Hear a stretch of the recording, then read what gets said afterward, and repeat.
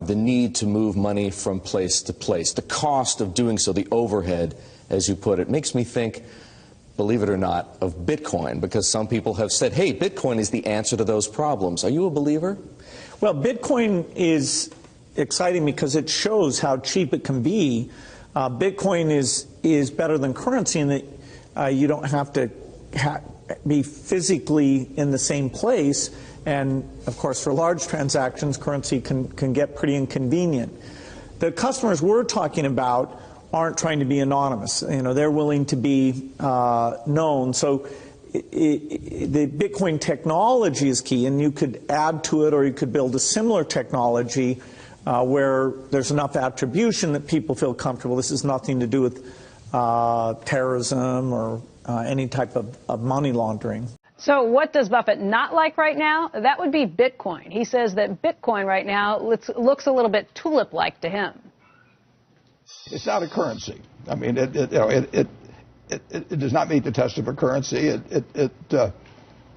I wouldn't be surprised if it's not around in 10 or 20 years. Why does it not meet the definition of a currency? Well, because people say, well, I'll sell you goods in Bitcoins, but they change the price of those every time the price of the dollar changes in relation to Bitcoin. They're pricing off the dollar.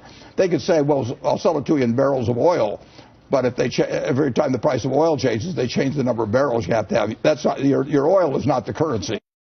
Do you think Bitcoin will be disruptive in that way? I mean, now it's a speculative currency. Will it be something that will be what normal consumers will use and will disrupt the banking industry? My opinion of Bitcoin is that, I think Bitcoin is probably a good thing, but it's essentially, its main thing will be, I mean, this will probably get quoted here and there, but I think it's primarily going to be a means of doing illegal transactions.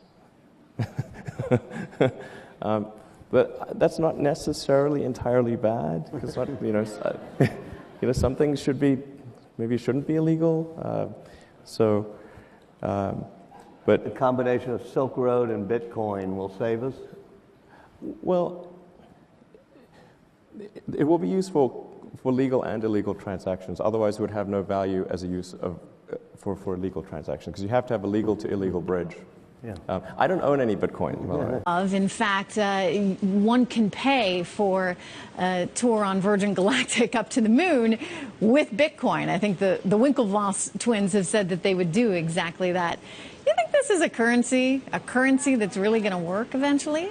Well, I think it is working, and there will be other currencies like it that may be even better. But in the meantime, there's a big industry around Bitcoin. Mm-hmm. And people have made fortunes out of Bitcoin. Some people have lost money out of Bitcoin.